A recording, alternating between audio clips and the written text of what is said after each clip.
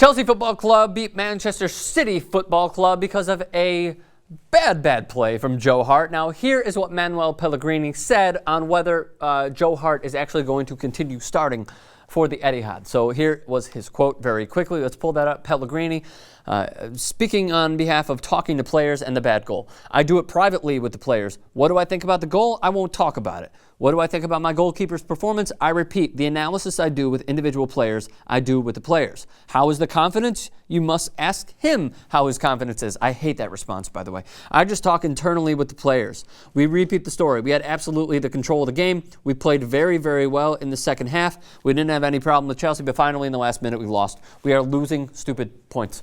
We can all agree on the last point, you are losing stupid points. And it mainly falls not only on Joe Hart, but it's also because your team appears to not be as good as the pounds that you are putting into your club. Going back to his quote for just 1 second, when he says, you must ask him how his confidence is. What a fucking bullshit answer. Saying that, how is his confidence? Ask him how his confidence is. Why don't you just suck it up and say, I'm confident in him? Or say, I'm not confident in him. It's one of two.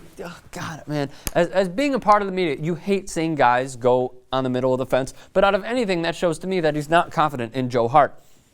Meanwhile, we could show the pictures. The gaffes have been in tremendous numbers. Andy Carroll with West Ham, the former LFC player, won a goal through his legs. Against Bayern, he gave up 2 softies. Curtis Fraser-Campbell, Aston Villa, James Morrison of Scotland when they played the 3 Lions of England. His 6th gaffe of the season, you could say. Leave that picture up for a second. The reaction on the right pretty much sums up Joe Hart's 2013 campaign. All right, keep going. Misjudged corners, a bad game against Sweden, a bad game against Poland, the handling against Sunderland, Southampton, Blackburn, all of these, all in all, horrible gaffes. And there was even a question mark whether Roberto Mancini, who of course is now with Galatasaray in the Turkish league, if he wanted to get rid of Joe Hart. It appears that might be, we will never know. But the big question is, will Joe Hart remain the starter?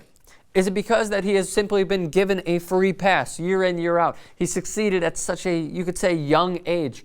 And now he is certainly not coming of age. So now I asked all of you guys to chime in on the Twitter what exactly your responses were to the question I posed to you. Should he remain the #1 goalkeeper for Manchester City? Here are your responses. Phil Camps, Twitch Extra, former's temporary, class is permanent. Love that quote. The ball has to get past 10 players before him. Easy to blame the keeper. Stay as #1 in my opinion. All right, there's Phil Camps. Awad Bouhissi. He should remain Man City's #1 keep for now. However, get rid of him during the January transfer window and buy Valdez. Awad, the hate that you are probably going to get in the comments is going to be in tremendous amount as well. All right, keep going. Omar Luviano, and I'm just kidding. Victor Valdez is in form. Says, they shouldn't replace yet. They should wait and see if it keeps happening. If so, then get Casillas. I don't see it happening, but that would certainly be enticing.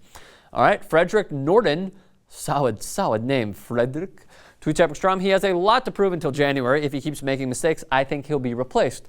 Casillas with a question mark, certainly. I mean, we don't know, but look, to me, I don't see it.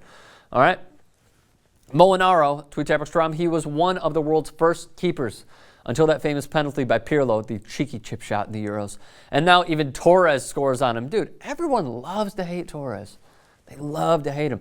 Daniel Staley, he should. No apparent competition for his spot for club / country. He needs it. He's been dreadful. All right? Is that it? No more. All right. Fraser Forster, by the way, when I covered the Celtic-Barcelona game, whatever it was, a month back in the Champions League, many people were saying, Fraser Forster, right there. He should be the starting keeper for England. But here's the one thing. Pump the brakes for just 1 second. Is he seeing the best talent that Joe Hart is seeing in the Scottish League? We can all answer that honestly and say no. But that still begs to differ. Should he be the starter?